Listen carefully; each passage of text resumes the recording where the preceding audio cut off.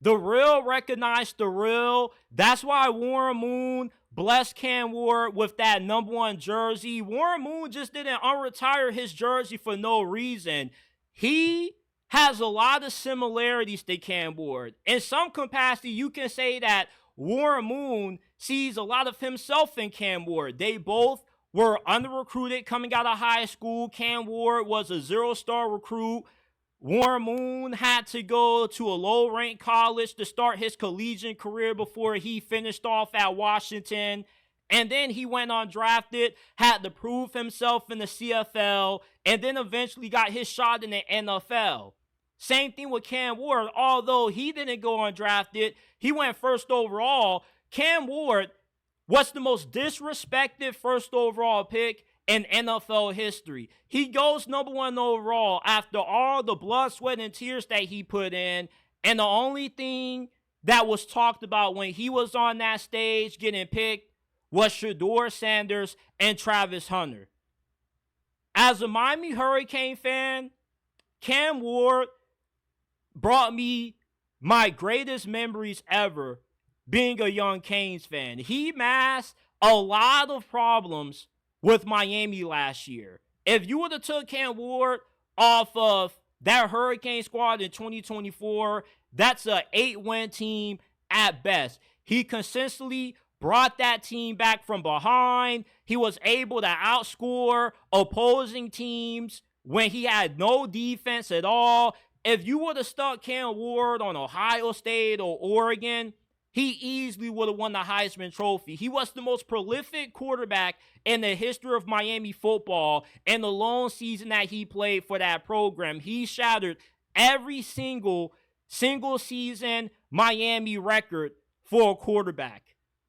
And when you see a quarterback have to prove himself like how Cam Ward did, transferring 3 different times, every single one leveling up and the amount of difficulty and competition that he was going up against, that's a sign that you have a special player.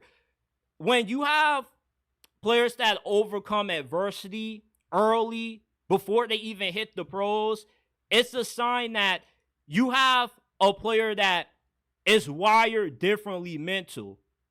Jalen Hurts, when he was coming out of college, his mentality was the reason why I believed he would have been a good quarterback in the NFL, regardless of him getting benched for Tua, regardless of him having to transfer to Oklahoma. He was able to overcome those setbacks, and he was able to blossom into a really good quarterback. Same thing with Bo Nix. He overcame adversity at Auburn, goes to Oregon, revitalizes his career, and look how good his rookie season was. Same thing with Jaden Daniels, had to transfer from Arizona State.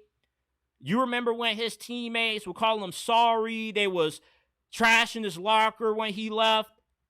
Quarterbacks that overcome adversity normally tend to perform at a high level in the National Football League, because no matter how difficult stretches during the season may get, they're always are going to find a way to overcome those. Just like how Warren Moon had to overcome a lot of adversity throughout his career, from being a black quarterback, entering the league at a time where African-American quarterbacks weren't really all that accepted.